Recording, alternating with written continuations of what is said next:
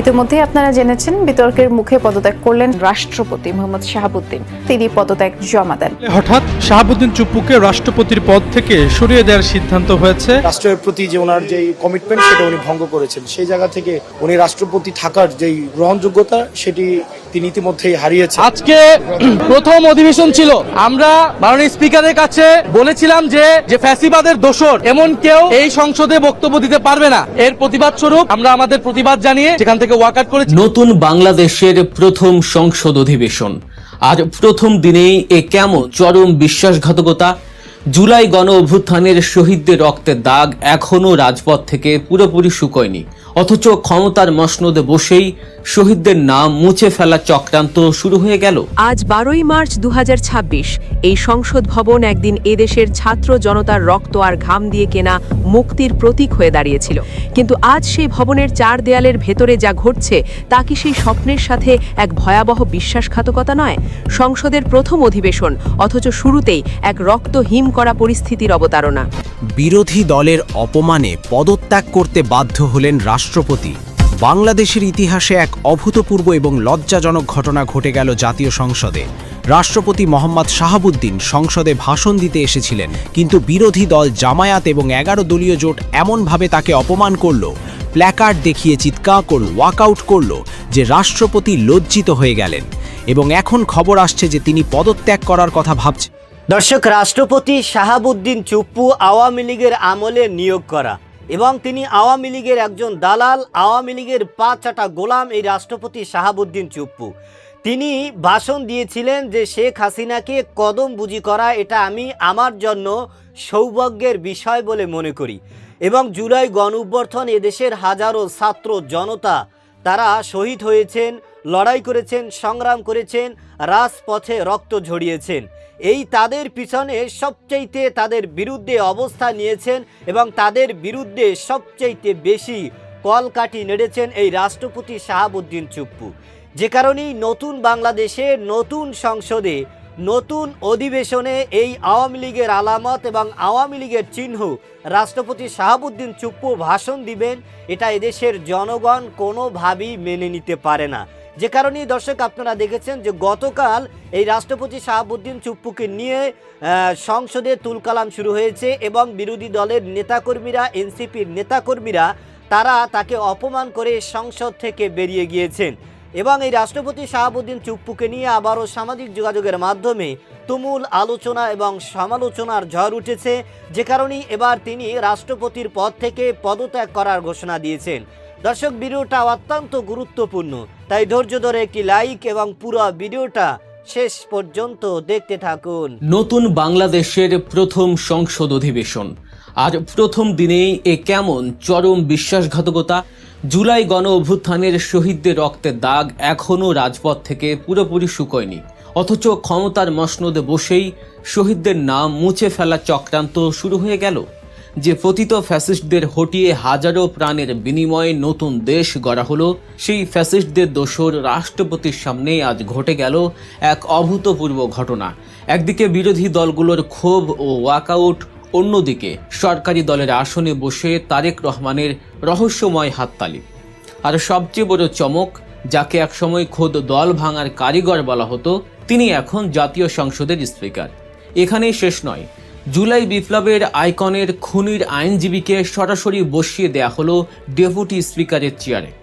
কিসের ইঙ্গিত দিচ্ছে সব? তবে কি নতুন বাংলাদেশেও সেই পুরনো রাজনীতিরই পুনরাবৃত্তি হতে যাচ্ছে? আজ পুরো বাংলাদেশ এক ঐতিহাসিক ও চাঞ্চল্যকর ঘটনার সাক্ষী হলো।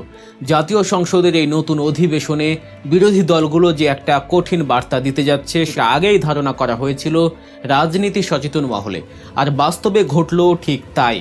সংসদে যখন পতিত স্বৈরাচারের আশীর্বাদ পুষ্ট বর্তমান রাষ্ট্রপতি শাহাবুদ্দিন চুপ্পু তার ভাষণ দিতে দাঁড়ালেন, ঠিক তখনই ঘটল এক অভাবনীয় দৃশ্য। বাংলাদেশ জামায়াত ইসলামী এবং এনসিপির সংসদ সদস্যরা কোনো রকম রাগঢাক না করে সরাসরি ফ্যাসিবাদের এই দোসরের বক্তব্য শোনা থেকে বিরত থাকেন। তারা অধিবেশন কক্ষ থেকে বয়কট করে ওয়াকআউট করেন।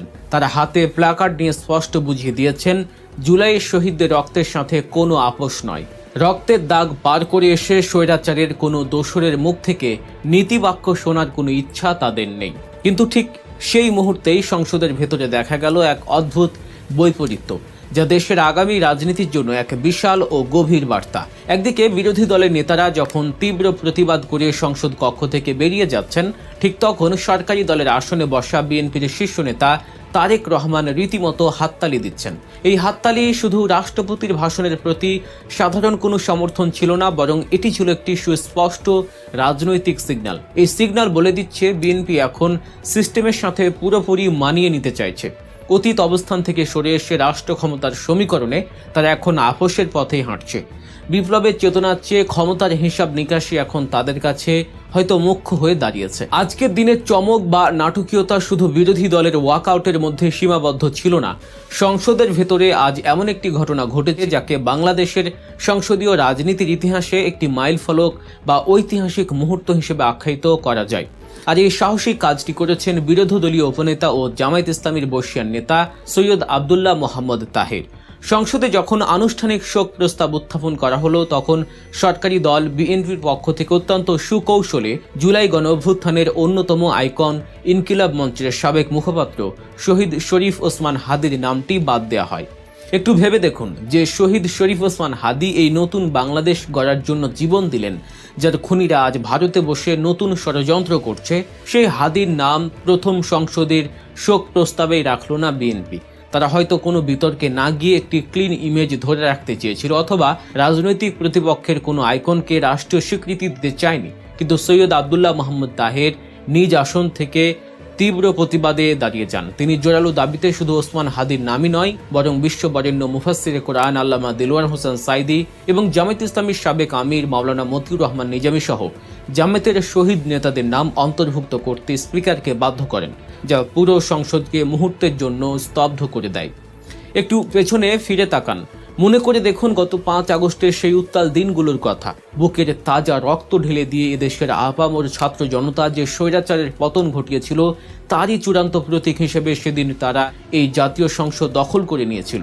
আর আজ সেই ছাত্র জনতা রক্তস্নাত সংসদ আনুষ্ঠানিকভাবে হস্তান্তর হলো রাজনীতিবিদদের হাতে। কিন্তু অত্যন্ত আক্ষেপের সাথে বলতে হচ্ছে, জুলাই গণ অভ্যুত্থানের ফলে রাজনৈতিকভাবে সবচেয়ে বেশি লাভবান হওয়া বিএনপি আজ সেই অভ্যুত্থানের স্পিরিটকে সবচেয়ে বেশি অবজ্ঞা করছে। রক্তের অক্ষরে লেখা জুলাই সনদকে পাশ কাটিয়ে আজ সরকারি দল সংসদে নিছক কিছু আনুষ্ঠানিকতা পালন করল। প্রথম দিনেই তারা প্রমাণ করে দিল নিজেদের দেয়া নির্বাচনী ইশতেহার এবং জুলাই সনদের অঙ্গীকারের সাথে তারা চরম বেইমানি করেছে।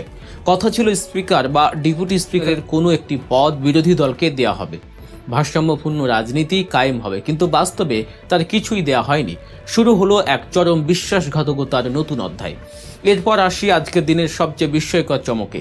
গত কয়েকদিন ধরে রাজনৈতিক মহলে স্পিকার পদে ডক্টর আব্দুল মঈন খান, আলতাফ হোসেন চৌধুরী কিংবা অ্যাডভোকেট জয়নুল আবেদিনের নাম সবচেয়ে বেশি উচ্চারিত হচ্ছিল। সবাই এক প্রকার নিশ্চিত ছিলেন এই 3 জনের মধ্য থেকেই কেউ স্পিকার হবেন, কিন্তু সবাইকে অবাক করে দিয়ে স্পিকারের চেয়ারে বসানো হলো মেজর অবসরপ্রাপ্ত হাফিজউদ্দিন আহমেদ বীর বিক্রমকে। এই সিদ্ধান্ত রাজনীতির মাঠে রীতিমতো একটি সারপ্রাইজিং মুভ, কারণ একসময় এই মেজর হাফিজের বিরুদ্ধেই নিজ দল ভাঙার সুস্পষ্ট গুঞ্জন ছিল। দর্শক, আপনারা জানেন বাংলাদেশে গতকাল নতুন সংসদ, নতুন অধিবেশন এবং সেখানে সরকারি দল, বিরোধী দল সবাই আনন্দের চিত্রে সেখানে প্রথম দিন সংসদে গিয়েছিলেন। এবং সংসদে যাবার আগে বিরোধী দলের এনসিপির নেতাকর্মীরা এবং জামাতের নেতাকর্মীরা তাদের সকলের একটা দাবি ছিল যে ফ্যাসিস্ট সরকারের আমলে যারা এদেশের এবং এদেশের মানুষের সাথে গাদ্দারি করেছেন, বেইমানি করেছেন এবং আওয়ামী লীগের আমলে নিয়োগ করা রাষ্ট্রপতি শাহাবুদ্দিন চুপ্পুর কোনো ভাষণ যাতে সংসদে না হয়, সেটা আমরা কোনোভাবেই মেনে নেব না। এই কথা সরকারকে কিন্তু জানিয়ে দেওয়া হয়েছে এবং বিভিন্ন গণমাধ্যমে কিন্তু এটা নিয়ে আলোচনা এবং সমালোচনা হয়েছে। এবং আপনারা জানেন যে সংসদে যখন রাষ্ট্রপতি শাহাবুদ্দিন চুপ্পুর ভাষণের কথা বলা হয়েছে, তখনই কিন্তু একটা উত্তপ্ত পরিবেশ সৃষ্টি হয়েছে এবং সেখানে একটা স্লোগান দেওয়া হয়েছে। কারণ এই রাষ্ট্রপতি শাহাবুদ্দিন চুপ্পু তিনি কিন্তু এদেশ এবং এদেশের বিরোধিতা করেছেন, আওয়ামী লীগের পক্ষপাতিত্ব হয়ে তিনি যতদিন ক্ষমতা ছিলেন কাজ করেছেন, আওয়ামী লীগের পক্ষ হয়ে তিনি কাজ করেছেন এবং আওয়ামী লীগের আমলেই তাকে কিন্তু রাষ্ট্রপতি হিসেবে নিয়োগ দেওয়া হয়েছে। এবং আপনারা জানেন যে আওয়ামী লীগের আমলে যারা শেখ মুজিবুর রহমানের অনুসরণ না করতো তাদের কাউকেই কিন্তু কোনো দায়িত্ব দেওয়া হয়নি। সুতরাং রাষ্ট্রপতি শাহাবুদ্দিন চুপ্পু তিনি কিন্তু গণমাধ্যমে অনেক সময় টকশোতে বলেছেন যে আমি ছাত্রলীগ করেছি এক সময় এবং আমি এই ফ্যাসিস্ট সরকার শেখ হাসিনাকে কদমবুজি করা এটা আমার জন্য আমি সৌভাগ্যের বিষয় বলে মনে করি। তার এই কথার দ্বারাই এটাই প্রমাণিত হয় যে তিনি একজন আওয়ামী লীগপন্থী এবং তিনি আওয়ামী লীগের দালাল এবং আওয়ামী লীগের গোলামি লেসপেন্সারি করেছেন এই রাষ্ট্রপতি শাহাবুদ্দিন চুপ্পু। যে কারণে জুলাই গণঅভ্যুত্থানে দেশের হাজারো ছাত্র জনতা রাজপথে তারা লড়াই করেছেন, সংগ্রাম করেছেন এবং তাদের দাবি ছিল, তাদের আকাঙ্ক্ষা ছিল, তাদের বাসনা ছিল যে এই আওয়ামী লীগপন্থীদেরকে একেবারেই দেশ থেকে বিদায় করে নতুন একটা বাংলাদেশ, নতুন একটা সংবিধান এবং নতুন একটা সংসদ তাদের আশা এবং তাদের দাবি ছিল। এই দাবি নিয়েই কিন্তু তারা রাজপথে ঝাঁপিয়ে পড়েছিলেন এবং গতকাল সংসদে প্রথম অধিবেশনে যখন এই রাষ্ট্রপতি শাহাবুদ্দিন চুপ্পু ভাষণ দেন, তার এই ভাষণকে কেন্দ্র করেই কিন্তু আগে থেকেই বিরোধী দলের নেতাকর্মীরা জানিয়েছেন যে তিনি কোনোভাবেই ভাষণ দিতে পারবে না, কারণ ভাষণ দেওয়া আর যেই নৈতিকতা এবং যেই দায়িত্ব সেটা থেকে তিনি ইতিমধ্যে হারিয়ে গেছেন, কারণ তিনি তার শপথ ভঙ্গ করেছেন এবং তিনি গাদ্দারি করেছেন, শহীদ জুলাইয়ের সাথে তারা বেইমানি করেছেন। সুতরাং তার ভাষণকে কেন্দ্র করেই কিন্তু আপনারা দেখেছেন যে সংসদ থেকে বিরোধী দলের নেতাকর্মীরা সেখান থেকে বেরিয়ে গেছেন এবং গণমাধ্যমে তাকে নিয়ে নানান আলোচনা এবং সমালোচনার ঝড় উঠেছে। দর্শক, এ ব্যাপারে আপনার কোনো মতামত থাকলে সেটা আমাদের কমেন্ট সেকশনে অবশ্যই জানাবেন। আজ এই পর্যন্তই। সুস্থ থাকবেন, ভালো থাকবেন। দেখা হবে আগামী কোনো ভিডিওতে, কথা হবে নতুন কোনো বিষয় নিয়ে। সে পর্যন্ত ভালো থাকবেন। খোদা হাফেজ।